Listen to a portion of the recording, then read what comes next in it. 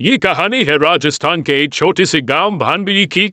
वहां एक पुराना डाक बंगला है जिसके कमरे नंबर 4 के बारे में एक अजीब सी बात मशहूर है। लोग कहते हैं कि उस कमरे की ड्रेसिंग टेबल पर लगा आईना नहीं है। कहानी शुरू होती है आर्यन से, जो एक ट्रैवल ब्लॉगर था। उसे पुरानी और डरावनी जगहों पर रुकने का शौक था। एक शाम तेज बारिश की वजह से उसे उसी डाक बंगले में रुकना पड़ा। केयरटेकर ने उसे बहुत मना किया कि वो कमरा नंबर 4 न ले, लेकिन आर्यन नहीं माना। रात के करीब 11:30 बज रहे थे। कमरे में सिर्फ एक मध्यम सी पीली रोशनी जल रही थी। आर्यन अपने लैपटॉप पर काम कर रहा था। तभी उसे महसूस हुआ कि कमरे का तापमान अचानक गिर गया है। उसे अपने पीछे किसी के चलने की आहट सुनाई दी, चट चट, जैसे लकड़ी के फर्श पर कोई नंगे पैर चल रहा हो। आर्यन झटके से मुड़ा, लेकिन पीछे कोई नहीं था। उसने सोचा शायद पुरानी हवेली है, चूहे होंगे। वो वापस पलटा और उसकी नजर सामने लगी उस पुराने आईने पर पड़ी।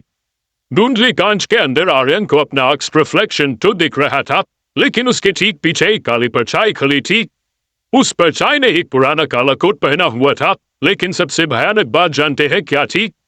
उस परछाई का कोई चेहरा नहीं था। वह सिर्फ एक गहरा काला सन्नाटा था।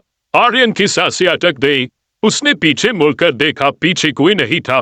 कमरा बिल्कुल खाली था, लेकिन जैसे ही उसने वापस आईने में देखा, वो बिना चेहरे वाली परछाई अब आर्यन के और करीब आ चुकी थी। आईने के अंदर उस परछाई ने अपना हाथ आर्यन के कंधे पर रखा। हैरानी की बात यह थी कि आर्यन को अपने कंधे पर असलियत में एक बर्फ जैसा ठंडा एहसास महसूस हुआ। वो डर के मारे चिल्लाना चाहता था, लेकिन उसकी आवाज गले में ही फंस गई। तभी आईने के अंदर से एक फुसफुसा हटाई तुमने मेरा चेहरा देखा। आर्यन ने हिम्मत जुटाकर अपनी जेब से फोन निकाला ताकि वो फोटो खींच सके, लेकिन जैसे ही फोन की फ्लैशलाइट आईने पर पड़ी, आईना चटक गया। कांच के टुकड़े फर्श पर बिखर गए। कमरे की लाइट बोल हो गई। अंधेरे में आर्यन को महसूस हुआ कि कोई उसे घसीटकर उस टूटे हुए आईने की तरफ ले जा रहा है। सुबह जब केयरटेकर ने कमरा खोला तो कमरा अंदर से बंद था। आर्यन वहां नहीं था। कमरे में सिर्फ उसका फोन पड़ा था।